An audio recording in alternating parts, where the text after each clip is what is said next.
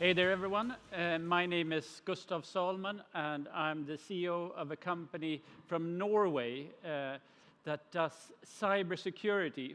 And we have a case study today that we're going to show you. And the thing is that we come from a background of doing security for initially was a lot of in the bank and finance industry, securing the app and making sure that even though you have an infected device, that you can do your bank errands in a safe way. Even though the bad guys are trying to hack you, trying to do a lot of things, you should be safe doing your banking stuff. And now this sort of connected world, it becomes more and more everything, Internet of Things, and of course, the car industry, that you're trying to do more and more things using an app to control your car or your life or maybe your pacemaker or what have you. And this type of thing creates a lot of new attack vectors for the bad guys. And just before I'm going to show you today a little case study, and that case study revolves around how we showed how to steal a Tesla. And before I sort of show you how to steal a Tesla, I can say that we did this. When you do security and cybersecurity, you're working with what's called responsible disclosure. You do not leave traces for the bad guys, but you do it in cooperation with the stuff in this case, Tesla. You try to show them, you have a dialogue and you give sort of a best practice, tell how you can improve. And today, the stuff that we did a little while ago is not possible one-to-one, but the theme is, it's quite interesting because when you control the car, it's good, A, that no one else can open the car, B, that no one can drive it away. Maybe it's good if when you turn left with using your wheel that it's actually turning left rather than right. So it's a theme which I think is going to be very, very powerful. What we do is that we secure this app without impacting the user experience. We'd like to lift the security to a level where it doesn't become economically viable for the bad guys to try to do anything. We make it very difficult. So I'm going to show you this. But before I do that, I'd like to just say that this is an Android device that we're going to be showing. And if you look on sort of the statistics for this, it's an infected world. They are almost virtually all of the devices are exposed to vulnerabilities, to malware. And I can say that you can be infected just by walking by a beacon. You can be infected without even knowing that you've become infected. It's an open world, and you're susceptible to a lot of dangers. So having said that, I'll show you one of the dangers and how that can be exploited.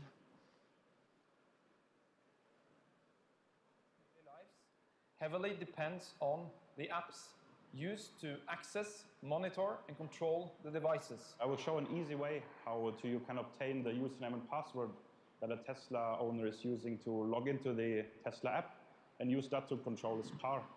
The methods we use for this are really simple, and they have been known for years and have been also used by cyber criminals for a long time. What I've done now is I've created a free Wi-Fi hotspot that displays an advertisement that's targeted towards Tesla owners that says that if you install this free app, you can get a free burger at the restaurant close by.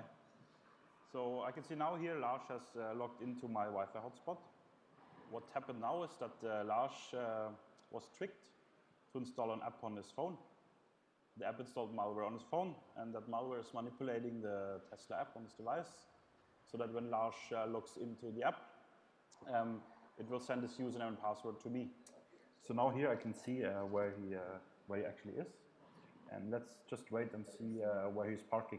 If I was really a criminal, I would have done this not during the day, walking around with a big laptop, but I would probably use a small phone or something. But this is just a demonstration, right? Let's see, I think it should be over there. Okay, there you see, that's the car. Let's see what we can do with it.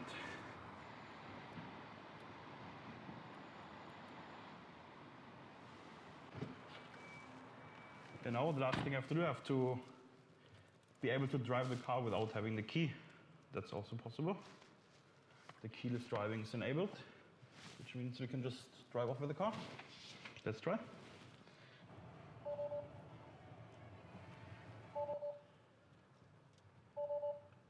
And that's how easy it was. We have full control of the Tesla and can just drive over it.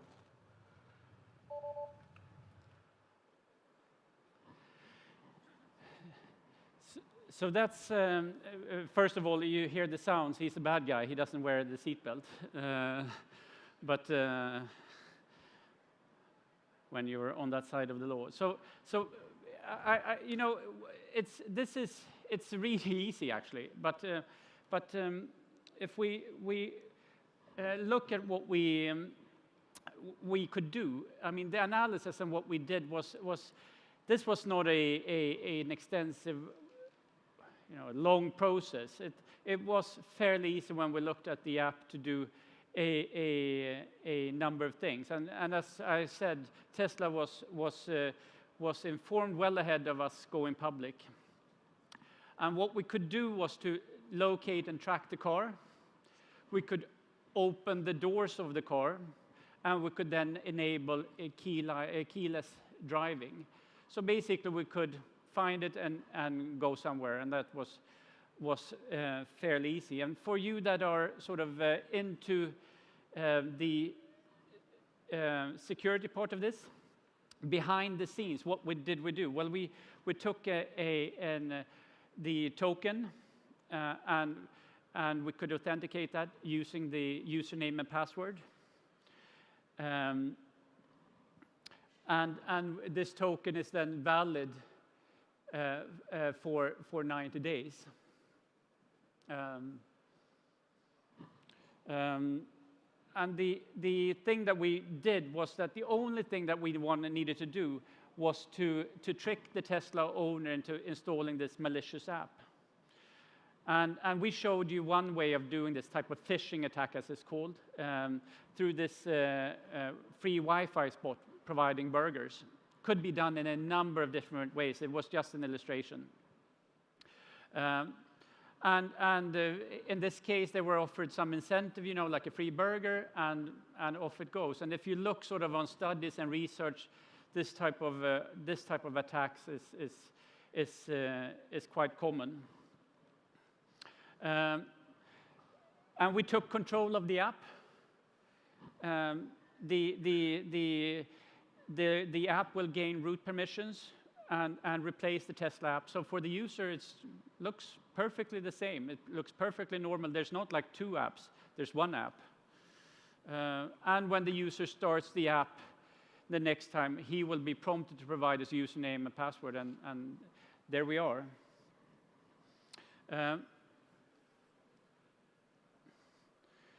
So what happens then? Well, the manipulated app sends the username and password to our server, the bad guy server, and we can then do this, steal the car. So what can we learn from this? Well, first of all, I think the weak spot here in any security case are the end users. The end users, that's us. We're human beings. We do things. We click on links that we shouldn't do. We do a number of things, and that's always the weakest link in security. But there are things that we can do as a provider of this type of services to make it more difficult for the bad guys. And in this case, what we provided as insight to Tesla was that the app should know that it had been modified. The authentication token should not have been stored in clear text, making it very easy to see, but it should have been obfuscated or encrypted or something. And the security of the authentication should have been improved by using a two-factor authentication. And it should not have been able to have any type of keyboard to do this, but it should have been all sort of part of the sort of Tesla experience, that there's a Tesla keyboard that they're using in order to control this login in more detailed. And it should have been protected against reverse engineering. number of these things have now been rectified.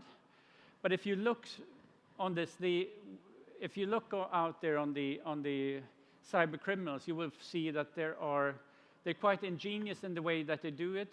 And if you look, and especially now with, I don't know, your experience, but for me, I use the app all the time to control the car, and that type of vulnerability needs to be addressed in order to make this a good, positive experience, because A, there's a lot of money at risk, and B, there's maybe even your sort of safety attached to this. So that was what I meant to show you today, and if you'd like to, I'll be around later on if you have any questions. Thank you.